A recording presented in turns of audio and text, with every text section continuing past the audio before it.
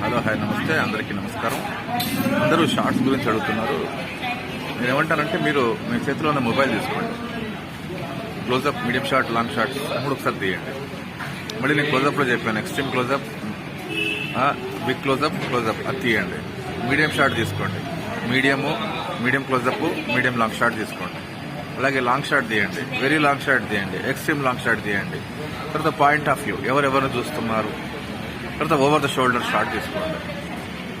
తర్వాత ఫ్రేమ్లో ఒకడు ఉంటే సింగిల్ షాట్, ఇద్దరుంటే 2 షాట్, ముగ్గురుంటే 3 షాట్, ఇవి చెప్పాను.